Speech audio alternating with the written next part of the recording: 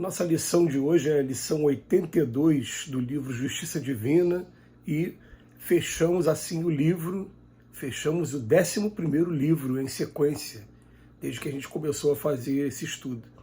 O título do estudo de hoje é Diante do Tempo. Contempla o mundo a que voltaste, mediante a reencarnação, para resgatar o passado e construir o futuro. Sol que brilha, nuvem que passa, vento que ondula, terra expectante, árvore erguida, fonte que corre, fruto que alimenta e flor que perfuma, utilizam a riqueza das horas para servir. Aproveita igualmente os minutos para fazeres o melhor. Perdeste nobres aspirações em desenganos esmagadores. No entanto, as esperanças renascem no coração dilacerado à maneira de rosas sobre ruínas. Perdeste créditos valiosos na insolvência passageira que te aflige o caminho. Todavia, o trabalho dar-te-á recursos multiplicados para conquistas novas. Perdeste felizes ocasiões de prosperidade e alegria à vista da calúnia com que te ferem, mas no culto da tolerância removerás a maledicência, demandando níveis mais altos.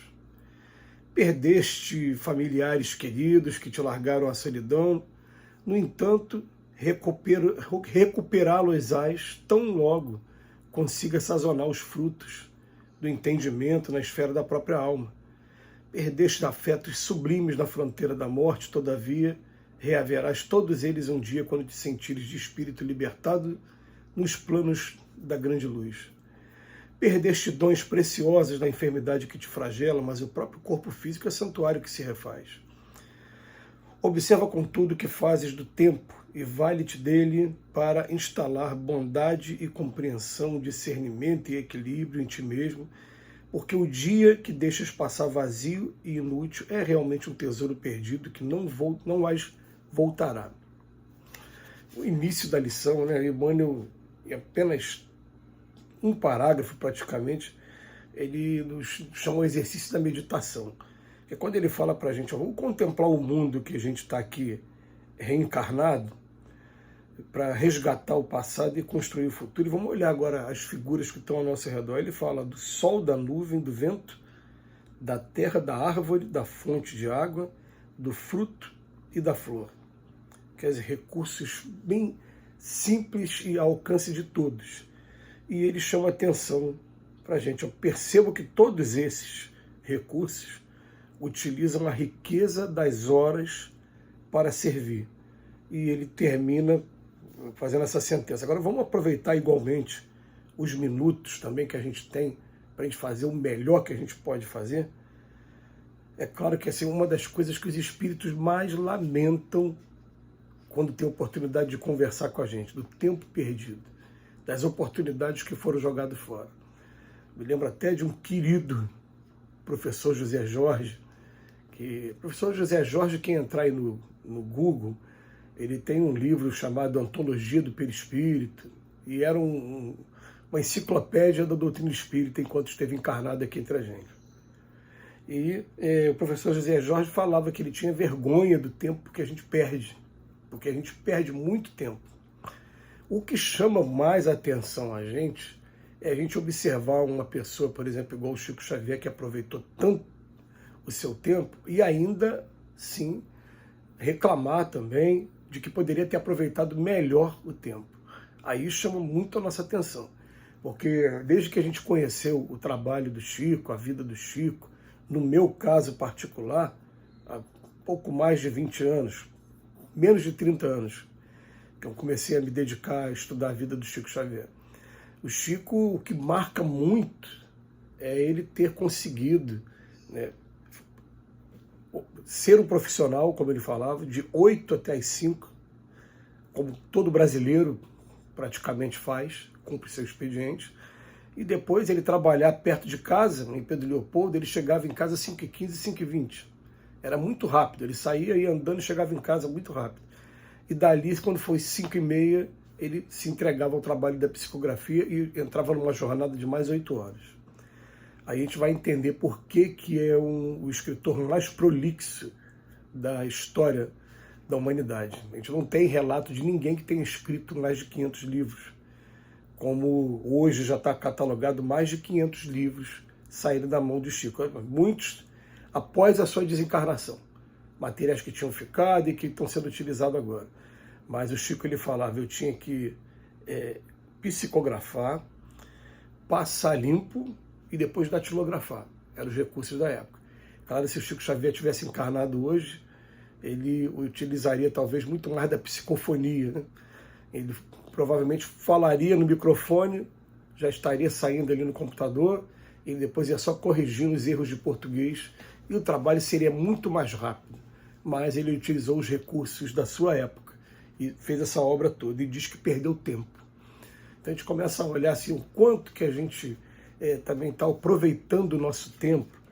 E ele vem logo em seguida chamar a atenção para aonde a gente perde tempo. Então, onde a gente perde tempo? Desenganos esmagadores. Aí não fala para a gente quais são os desenganos, vai falar a esperança vai renascer nesse coração. Depois fala créditos valiosos para poder pagar essa insolvência passageira que a gente tem. Ah, mas a gente perdeu esses créditos, mas o trabalho vai dar tudo de volta. Não tem problema. Felizes ocasiões de prosperidade e alegria. Hoje está no campo assim, muito geral, né? Não está no campo específico. Mas agora ocasiões de prosperidade e alegria com os nossos familiares. Aí ele fala assim, no culto da tolerância a gente vai remover essa maledicência. A gente perdeu familiares queridos que te largaram na solidão, que abandonaram, tomaram seus caminhos. A gente vai recuperar tão logo a gente consiga sazonar esses frutos de entendimento.